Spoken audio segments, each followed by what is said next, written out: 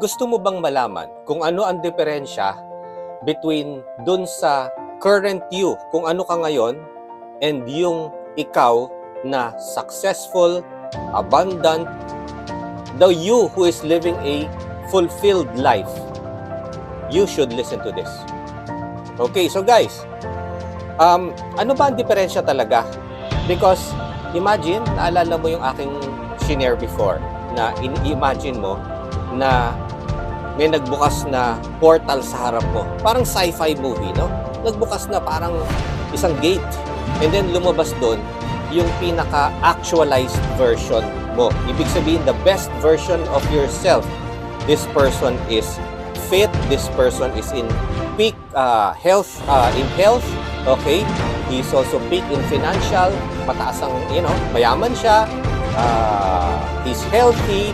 He's, kung ano man yung gusto mo, yung gusto mong ultimate version mo, siya yun. Lumabas siya doon sa portal na yun. Okay? Ano ang pinaka-diferensya ninyong dalawa?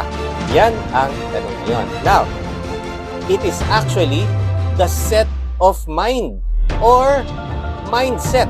Okay? Bakit nga ba tinawag natin na mindset yan? Hindi yan hocus-pocus or hindi lang yan basta-basta sinasabi ng personal development or self-development gurus, no? Yan dalawa kasi niyan, it's the mind and the set of the mind. Okay? Ano ba yung mind? Yan yung consciousness mo. Yan yung parte mo na nagde-decide kung ano ang gagawin mo sa bawat segundo, bawat minuto ng iyong buhay, no? Yan yung nagme-make ng decisions, yan yung nag-iisip. Okay? Ito ang dapat kong gawin ngayon. Okay?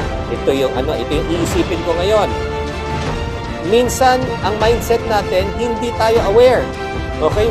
Natatangay tayo ng emotions natin, natatangay tayo ng ating mga fears, natatangay tayo ng ating sadness, ng ating situation. Okay? But, there is a way to control the mind, and that is the set of the mind. Ano ba yung set of the mind? Alam ba ninyo na ang isang sailboat, okay? Sailboat, sineset yung sail niyan. Di ba nakita niyo yung sailboat, yung may mga tela na bangka, di ba? Na boat na malalaki. Nung sinauna, bago magkaroon ng mga diesel engines, bago magkaroon ng motorized ships, no? Paano nakaka-travel? Sila Magellan, yung mga dating mga nagsisail, mga sailors and sa mga dating ships. Ano 'yun? It's wind powered. And the wind, the way they harness the wind is ginagamit nila yung mga tela-tela or kaya yan mga tawag nga mga sailboat, di ba? Now, tinatawag doon, pag pinosisyon mo yung sail, okay, yan yung nagbibigay ng direksyon sa boat.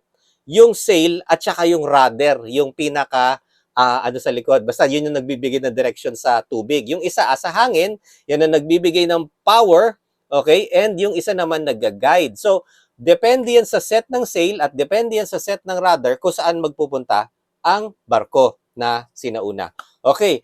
So, ganun din sa utak. Set. Ano ba ang pagkakaset ng utak mo? Set meaning position, stance, or state. Okay? Kung ano yung lagay ng utak mo.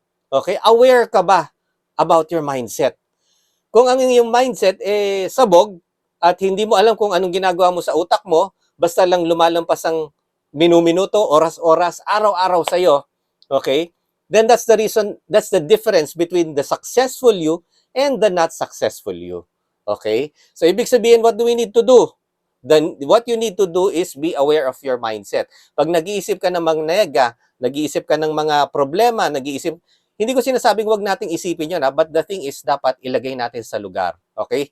A lot of the times, we're just overthinking and inuubos natin ng lakas ng ating utak into worrying, into overthinking, into emotional stuff. Okay? But if your mindset is, okay, what can I do today na mag-i-improve na situation ko? Whether it be in financial, whether it be in your health, whether it be in relationship, kung ano-ano pa man. Diba? So, first and foremost, okay, mindset ko, I will decide that I will be successful and I will be productive. Ibig sabihin, magkagawa ako ng mga kailangan kong gawin para ma-forward ko yung patungo sa aking goals. Okay? Now, What do you need to do? Iisipin mo ngayon yan. Using the power of your mind, iseset mo sarili mo, I'm gonna write down my goals. Susulat ko mga goals ko at iisipin ko kung paano siyang marireach. Okay? Ngayon, mindset also comes with pagdating ng problema, pagdating ng tinatamad ka, pagdating ng gusto mo ng comfort zone. Okay? Sasabihin mo, hindi. Ang mindset ko kasi is I am a productive and I am a successful person. Okay? And I'm going there. So, hindi ako pwedeng magtamad. I need to move kahit ano pa man. Kahit umuulan pa yan, kahit masakit ang ulo ko, kahit minsan may sakit na ako, I have to go and show up. That is a mindset. So, kung ang mindset mo, mindset of a winner, mindset of somebody who is successful, look at Michael Jordan, look at Kobe Bryant, look at Tiger Woods. Anong ginawa ng mga yan? Araw-araw, nagsiswing ng ano yan, ng golf, ano yan, si Tiger Woods. Araw-araw, sila Michael Jordan, sila bago sila sumikat, okay, anong ginagawa nila? Si Michael Jordan, ang pagkakaalala ko, parang 1,000 shots sa 3 points or kung saan-saan. And they were the first on the court. 4:30, 4 a.m., ando na sila. They're already practicing. Anong tawag doon? That is the winner's mindset. So ikaw, di ba? You have to show up. That's part of the mindset, showing up, di ba? You have to be consistent. You have to be persistent. That is still the mindset. I am deciding to be consistent and persistent. Going to the gym. I am a healthy person. I do what healthy people do. Okay? So I go to the gym every day or I go to the gym whenever it's scheduled. I set my schedule right. I do my appointments right. I do my priorities right. That is the winner's mindset. So yun lang guys. Importante, okay, you have to get into your successful self's mindset. Kung ano yung mindset na alam mo kailangan mong makuha or ma-realize, okay, yan ang kailangan mong i-set ngayon sa utak mo. My sail is towards my goal. My mind is towards my goal. So you set your mind towards accomplishment. So ako ngayon, January 1, sabi ko, makakalabas na January 1. And wala pa akong content. Dahil kasi I was out all day and I was doing a lot of stuff, no? Sabi ko, I am of the mindset that I will be a content creator and I will share my gifts. I will share my knowledge. I will share my message. Okay? Yan ang set ko ngayon. Kaya ginawa ko itong video na to ngayon. Okay? So ikaw, anong kailangan mong gawin? Hindi pa nakakalampas ang January 1? Okay? Maybe you need to write down your goals. You need to figure out. Isipin mo, planuhin mo ang buhay mo. Okay? Meron pang bukas. January 2, pwede pa rin. Diba? The thing is, dapat yung mindset mo magbago na para makuha mo ang abundance at pinakamagandang buhay na pwede mong maabot starting 2024. Okay? You need to change your mindset. So that's it for now, everybody. Happy New Year and have blessed and abundant 2024. Coach Tony, that's me for now. Happy New Year, guys. Bye-bye.